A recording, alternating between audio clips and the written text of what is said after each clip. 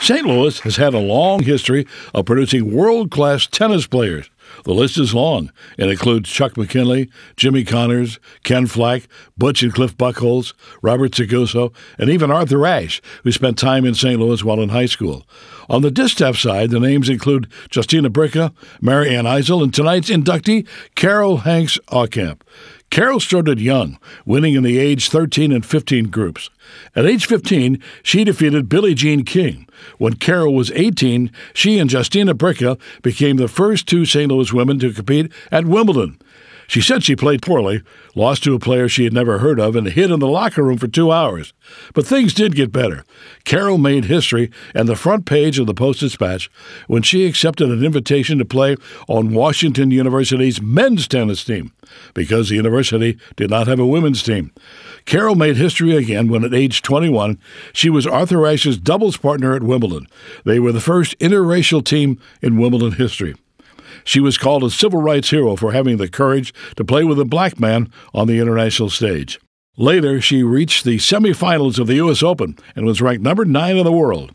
Carol said her most satisfying victory came in 1976 when she teamed with Notre Dame star Bill Heinbecker, and they won the national mixed doubles title and earned a spot in the mixed doubles at the U.S. Open. Carol is a St. Louis tennis icon, so tonight we are honored to welcome one of the best female tennis players in St. Louis history, Carol Hanks Aucamp, to the St. Louis Sports Hall of Fame. And welcome, congratulations. Let's start with this. How did you get started in tennis? I have to think about that a second. Oh, yeah, my parents took up tennis when they were 40, I think. Mm-hmm. And they used to play at Heman Park, and my brothers and I'd be running around exploring what we thought was a creek and climbing trees and stuff. But when I was 6, they would let me come and they'd hit a few tennis balls to me, and I really liked it. And so that was pretty boring when, you know, that was their only chance to have play tennis together and to hit them to a little kid. Mm-hmm. So they got me lessons from Earl Buchholz Sr. And I just liked it. I mean, my dad had used to play a little bit of semi-pro baseball, and he liked tennis so much better when he discovered it late in life, and, you know, his cohorts were playing golf, and he was still very fit, and being able to run and everything didn't help him. And so he said, you know, playing tennis is like being a bat all the time. So.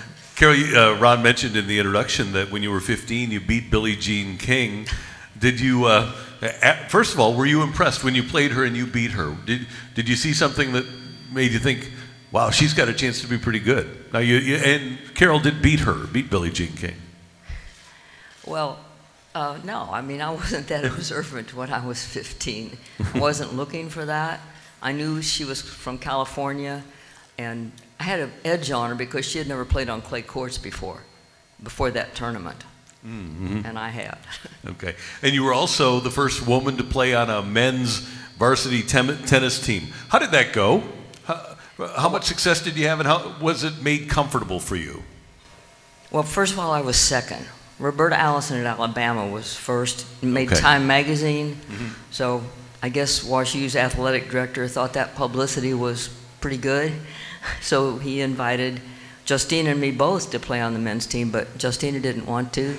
But it went really well. I'd heard from some people that some of the guys lower on the team didn't like it, but they were all real nice to me. Jerry Johnson was first singles, and he was together we played first doubles, although I was third singles, and Jerry was great. What a wonderful partner. He always helped me relax, and he was just such a strong partner.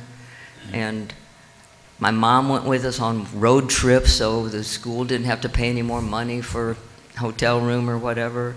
Mm-hmm. And I was 15-3 that first year.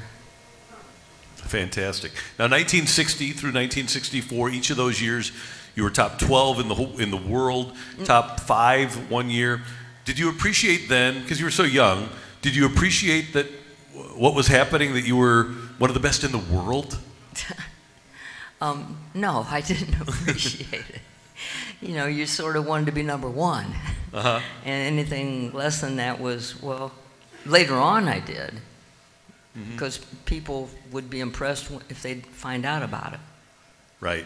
Well, now, Bill McDermott asked Mike Villa earlier if there was any comparison between soccer today and soccer in the 1960s. What about women's tennis in the 1960s and women's tennis in 2019? Well, there's several differences. One, more of the girls are a lot taller. But they train much longer because of all the money in the game. There wasn't any money to speak of most of my career. And we had the wood rackets, which couldn't hit the ball as hard. And so it wasn't as much strain on your arm.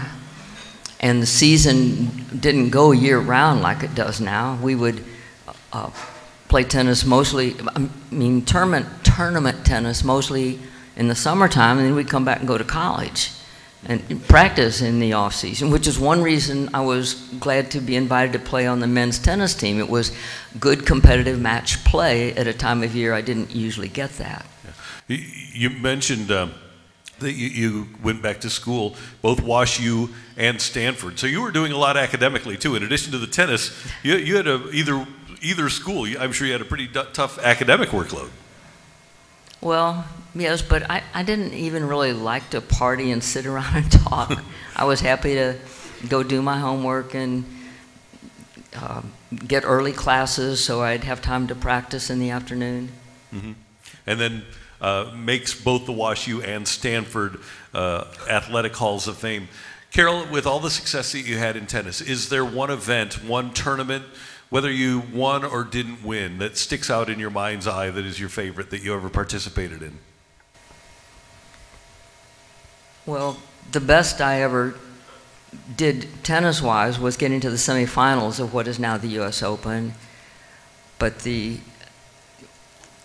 one tournament that stands out, I think probably the most, is basically a few years after I was retired, but Bill Heimbecker, it was mentioned in the video, we played mixed doubles here in St. Louis and won the local qualifying tournament to go to a national mixed doubles competition up in New York. That was, there were lots of money in the tennis by then, but the pro players weren't allowed in this particular tournament. But the winner of that particular tournament got to go to the U.S. Open and play in the mixed doubles with the pros. And my partner had never been able to do that. And he was so excited when we won. It's like I'd see him at a local tournament. The next week we'd get home, and he's usually a very kind of laid-back guy and quiet, and he just beamed and smiled at me every time he'd see me, just remembering, oh boy, we won, we get to go to Forest Hills. Fantastic. Congratulations on a great career and your deserved entry into the St. Louis Sports Hall of Fame. Thank you, Carol.